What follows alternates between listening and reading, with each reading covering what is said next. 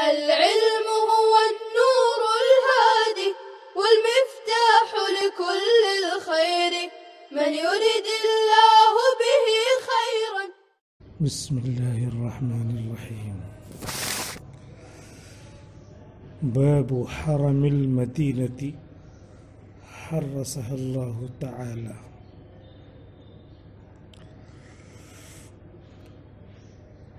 حرم مدینہ کا بیان. اللہ تعالیٰ شرور و فتن اور آفات سے مدینے کو محفوظ رکھے. مدینے کا پرانا نام یثرب تھا یا اہل یثرب. قرآن میں ہے یثرب کے معنی ہلاکت، بربادی.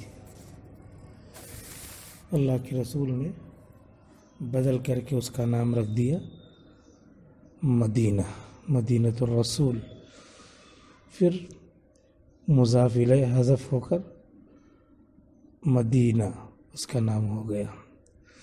وہاں پہ جائیے تو موٹر گاڑی والے بھی کہتے ہیں مدینہ مدینہ مدینہ چلاتے ہیں. یہاں پہ کیا نندروار وہاں پہ مدینہ مدینہ مدینہ مدینہ چلاتے ہیں. مدینہ نام رکھ دیا. امام بخاری نے ایک حدیث نقل کیا ہے اپنی تاریخ میں کہ اب مدینہ ہی اس کو کہیں گے، یثرب نہیں کہیں گے. جس کی زبان سے مدینہ کے بجائے یثرب نکل جائے، جو مدینے کو یثرب کہہ دے، تو اس کا جو ہے گناہ ختم کرنے کے لیے 10 مرتبہ اس کو مدینہ مدینہ اپنی زبان سے کہنا چاہیے. اور دوسری روایت ہے کہ اس کو استغفار پڑھنا چاہیے جس نے یثرب کہہ دیا مدینے کو. تو مدینے کی بہت فضیلت ہے. امام مالک رحمۃ اللہ علیہ کے نزدیک مدینہ مکے سے بھی افضل ہے، اور ائمہ ثلاثہ کے نزدیک مکہ افضل ہے مدینے سے. مدینے کے ارد گرد کی زمین، مدینہ جو شہر آباد ہے اور اس کے ارد گرد کی زمین بھی مقدس مانی گئی ہے، حرم مکہ کی طرح مانی گئی ہے، اور اس کا احترام اسی طرح کیا جاتا ہے جیسے مکہ کی سرزمین کا کیا جاتا ہے. ائمہ ثلاثہ کے نزدیک مکہ اور مدینہ دونوں کے درخت کو کاٹنا کیا ہے؟ منع ہے. دونوں کے درخت نہیں کاٹ سکتے. جیسے وہاں مکے کے درختوں کو کاٹنا، خاردار درخت اور عام خضر درخت، اس کو منع کیا گیا ہے، ایسے ہی مدینے کے بھی درختوں کو کاٹنا منع ہے. لیکن اگر مدینے کے درختوں کو کاٹ لیا تو کوئی جزا نہیں ہے، اور مکے کے لیے سزا ہے، جزا ہے. امام ابو حنیفہ رحمۃ اللہ علیہ کے نزدیک کاٹنا جائز ہے، البتہ یہ کہ مکروہ ہے، نہیں کاٹنا چاہیے. تو اب مدینے کی فضیلت کے بارے میں حدیثیں آئیں گی. الفصل الاول، پہلی فصل. عن علی رضی اللہ عنہ قال، حضرت علی رضی اللہ تعالی عنہ سے منقول ہے، کہتے ہیں ما كتبنا عن رسول اللہ صلی اللہ علیہ وسلم الا القرآن،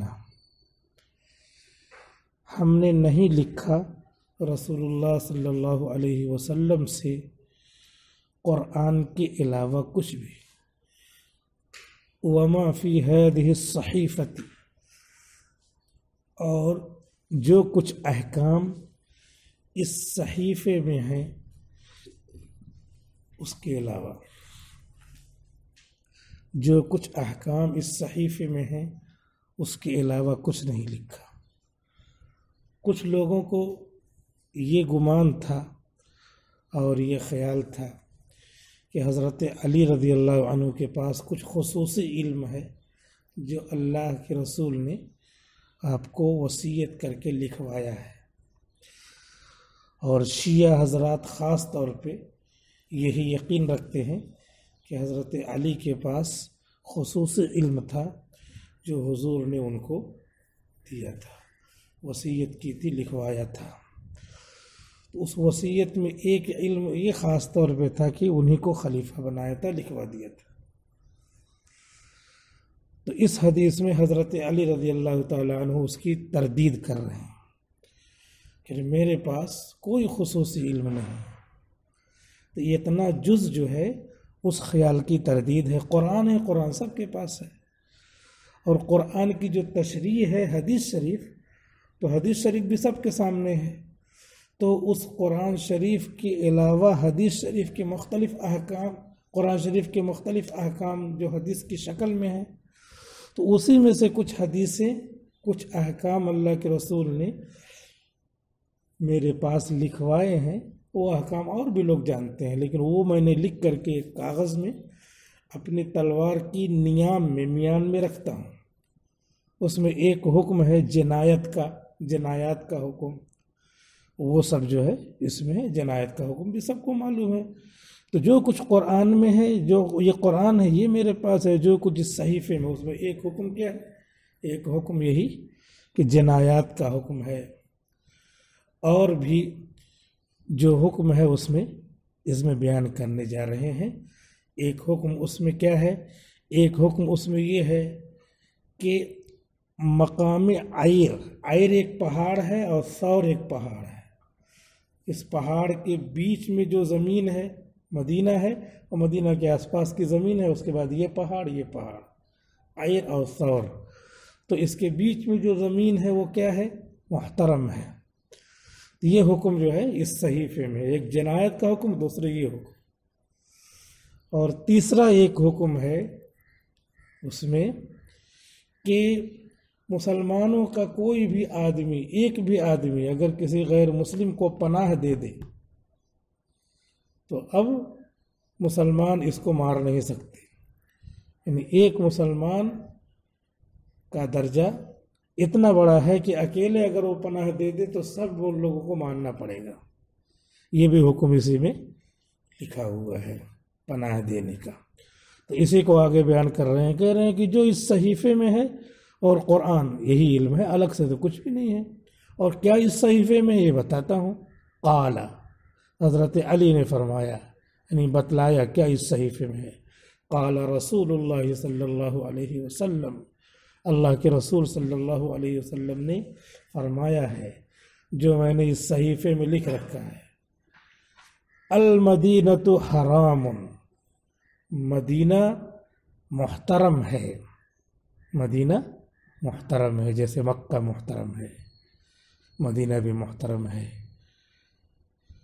ما بین عیر الی ثور، پہاڑ، عیر نامی پہاڑ سے لے کر ثور نامی پہاڑ تک کی زمین محترم ہے۔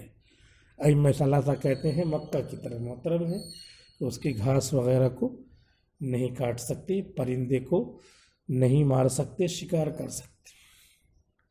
لیکن امام ابو حنیفہ رحمۃ اللہ علیہ کہتے ہیں نہیں، محترم ہے، مقدس ہے، لیکن اس طرح حکم میں نہیں ہے۔ فمن احدث فیہا حدثا، تو جو شخص مدینے میں کوئی بدعت کرے، حدث بدعت، احدث کرنا، ایجاد کرنا، مدینے میں کرے، جو بدعت پہلے سے ناجائز ہے وہ مدینے میں آ کے کرے، جو نیک کام پہلے سے نیک کام ہے وہ مدینے میں آ کے کرے، تو مدینے میں کرے گا تو 50 درجے اس کا، 50,000 درجے اس کا ثواب بڑھ جائے گا۔ تو جو گناہ پہلے سے گناہ ہے وہ مدینے میں آ کے کرے تو اس کی فضاعت و شناعت بھی مدینے میں آ کے کیا ہو جائے گی؟ بڑھ جائے گی۔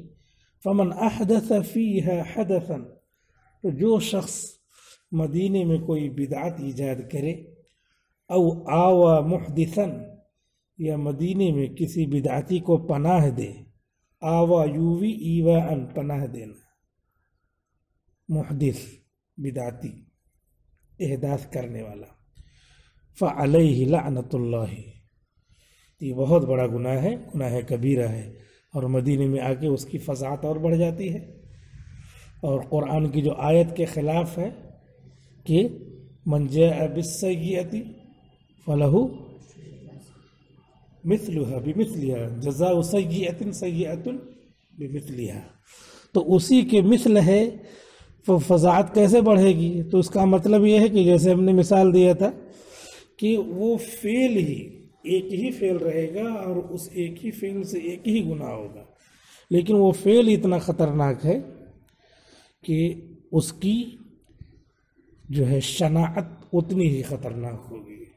مثلا گڑ ہے، ایک گڑ چھوٹا موٹا اور ایک گڑ اتنا بڑا، تو وہاں جو گناہ ہے وہ اتنا بڑا ایک ہی ہے، لہذا اس کی جزا بھی، اس کی سزا بھی، اس کا گناہ، اس کا اثر بھی ایک ہی ہوگا، لیکن ایک گڑ سے مٹھاس کتنی ہوگی؟ تھوڑی ہوگی، اور اتنا بڑا گڑ ہے یہ بھی ایک ہی ہے، اس کی مٹھاس بھی بڑھ جائے گی۔ تو یہ تو منفی میں، مثبت میں مثال دے دی ہے، لیکن سمجھنے کے لیے کہ یہ گناہ جو منفی ہے اس کی شناعت و قباحت اسی طریقے سے بڑھ جاتی ہے۔ اسی لیے فعلیہ لعنت اللہ، تو اس پر اللہ کی لعنت ہے۔ لعنت کہتے ہیں رحمت سے دوری کو، والملائکۃ، اور فرشتوں کی لعنت ہے، والناس اجمعین، اور تمام لوگوں کی لعنت ہے۔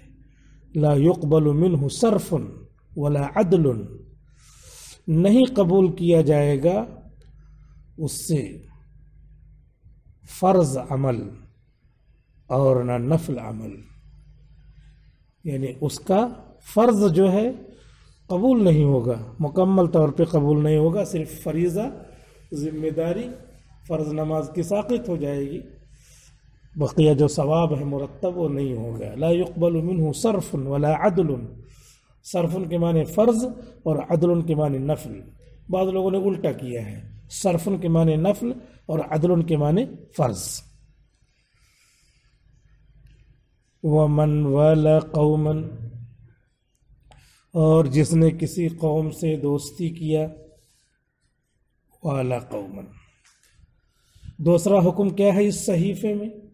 دوسرا حکم اس صحیفے میں یہ ہے کہ پہلے یہ تھا کہ کسی قبیلے سے دوستی کرتے تھے تو اس قبیلے کے آدمی سے ایک معاہدہ کرتے تھے، بالٹی رہتی تھی، بالٹی میں خون رہتا تھا، اور خون میں وہ بھی ہاتھ ڈالتا تھا، یہ بھی ہاتھ ڈالتا تھا، دونوں ہاتھ ڈال کر کے قسم کھاتے تھے کہ ہمارے اور آپ کے درمیان خدا کی قسم عہد ہے کہ ہماری ضرورت میں آپ کام آئیں گے، آپ کی ضرورت میں ہم کام آئیں گے۔ تو اس کا نام تھا عقد موالات۔ عقد موالات یہ پہلے بھی چلتا تھا اسلام آنے سے پہلے، لیکن اس میں یہ تھا کہ اگر صحیح پر ہیں تب بھی دوستی میں نبھانا پڑتا تھا عہد کو، غلط پہ ہیں تب بھی کچھ بھی ہو، اگر یہی اس سے لڑ رہا ہے، اس کے خاندان والے لڑ رہے ہیں تو اس کو بھی ساتھ میں دینا، ساتھ دینا ہے۔ عقد موالات یہ تھا۔ اسلام نے آ کے اتنا چینجنگ کیا کہ صحیح میں ساتھ دینا ہے، عقد موالات، تو صحیح میں ساتھ دینا ہے اور غلط میں ساتھ نہیں دینا ہے۔ اب جو ہے ان سے جن سے عقد موالات ہے، ان سے پوچھے بغیر کسی اور سے آپ عقد موالات کریں گے تو یہ غلط ہے۔ یہی حکم اس صحیفے میں بھی لکھا ہوا ہے۔ ومن والا قوما، اور جس نے کسی قوم سے عقد موالات کیا، بغیر اذن موالیہ، اپنے دوستوں کی اجازت کے بغیر، ان سے جب کر لیا ہے تو پھر یہ تو معاہدے کی خلاف ورزی ہوگی، پوچھا نہیں ان سے، کسی اور سے آپ نے کر لیا، فعلیہ لعنت اللہ، تو اس پر اللہ کی لعنت ہے اور فرشتوں کی لعنت ہے، والناس اجمعین، اور تمام لوگوں کی لعنت ہے۔ اور ایک موالات یہ ہوتا ہے کہ ایک آدمی ہے، اس کے غلام ہیں 3-4، اس نے کیا کیا، غلام کو آزاد کر دیا۔ آزاد کر دیا کہ مطلب عام طرح جیسے انسان رہتے ویسے ہو گیا۔ اب اس شادی بیاہ کرتا ہے، اس کے بال بچے ہوتے ہیں، تو جب وہ مرتا ہے تو مرنے کے بعد اس کے بال بچوں کو میراث ملتی ہے، جو کچھ اس نے چھوڑا وہ ملتی ہے، اس میں سے کچھ بچتا ہے تو جس نے آزاد کیا ہے اس کو بھی ملے گی، تو اس کو کہتے ہیں معتق۔ تو معتق کو عقد موالات نہیں بلکہ اعتاق، ولا، اعتاق کی وجہ سے جو ولا ہوتی ہے وہ پیسہ ہے وہ ملتا ہے۔ تو اس میں کیا ہے، جب ہمارا یہ مولا ہے، اس نے آزاد کیا ہے، اس کو چھوڑ کر کے ہم دوسرے کو اپنا مولا کہتے ہیں، تو یہ ایسے ہو گیا جیسے اپنا باپ ہے اس کو چھوڑ کر دوسرے کو باپ کہیں۔ تو قرآن میں جیسے منع ہے کہ اپنی نسبت دوسرے کی طرف نہیں کر سکتے، ایسے موالات میں معتق کے علاوہ دوسرے کو معتق سمجھنا یہ کیا ہے، نسبت کو دوسری طرف کرنا ہے، تو یہ بھی اس کی تشریح ہو سکتی ہے۔ لا يقبل منه صرف، تو نہیں قبول ہوگا اس کا فرض، ولا نفل اور نہ نفل۔ متفق علیہ، بخاری اور مسلم نے اس پر اتفاق کیا ہے۔ وفی روایت لہما، اور بخاری اور مسلم کی ایک حدیث میں ہے من ادعا الی غیر ابیہ، ایک روایت میں ہے کہ جس نے دعویٰ کیا انتساب کا اپنے باپ کے علاوہ کی طرف، کوئی یہ کہے باپ کو چھوڑ کر دوسرے کو باپ بنائے، حضور نے منع کر دیا تھا، زید ابن محمد کہے جاتے تھے، تو اللہ نے قرآن کی آیت نازل کر دی، تو آپ نے ان کو کہہ دیا کہ اب آپ زید بن حارثہ کہے جائیں گے، اور زید بن محمد کہنے سے اللہ نے منع کر دیا ہے۔ تو ان کو بڑی تکلیف ہوئی تھی کہ میری نسبت اللہ کے رسول کی طرف کی ہوتی تھی، تو حضور نے اس تکلیف کے عوض میں اپنی چچازاد بہن زینب بنت جہش سے ان کی شادی کروا دیا تھا، تاکہ ان کی تکلیف جو ہے کم ہو، کہ اللہ نے منع کیا اس لیے ہم زید بن محمد کہلوانے سے اب منع کر رہے ہیں، اب زید بن حارثہ آپ کو کہا جائے گا۔ تو جب شادی کروا دیا تو پھر تھوڑا سا تکلیف دور ہوئی، بعد میں پھر وہ شادی بھی چل نہیں پائی، زینب بنت جہش کی جو ہے وہ رشتہ داری، تعلق اور وہ نکاح، ازدواجی رشتہ باقی نہیں رہ پایا۔ او تولا غیر موالیہ، یا اپنے معتق کے علاوہ کی طرف نسبت کرے، دوستی کرے، فعلیہ لعنت اللہ والملائکۃ والناس اجمعین، تو اس پر اللہ کی لعنت ہے اور فرشتوں کی لعنت ہے اور تمام لوگوں کی لعنت ہے۔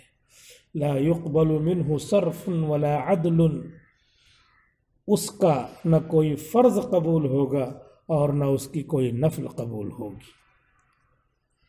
یہ حدیث آ گئی، اور حدیث میں مدینے کی فضیلت کا ذکر آ گیا، اور اس طریقے سے جو عنوان ہے الفصل، یہ فصل ہے، حرم المدینہ یہ باب ہے، اس سے اس کا تعلق ہو گیا مکمل۔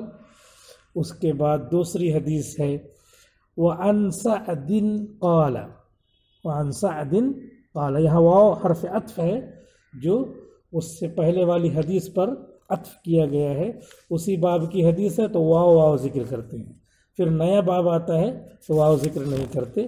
چنانچہ دیکھیے اب نیا باب، یہاں سے واو آیا ہے، وعن ابی ہریرہ وعنہ، اس کے بعد وعن ابی سعید وعن عامر، اس کے بعد یہ چلتے چلتے ہر جگہ وعن ہے، اور اس کے بعد جب یہ ختم ہو جاتا ہے باب، نیا باب شروع ہوتا ہے تو کیا کہیں گے؟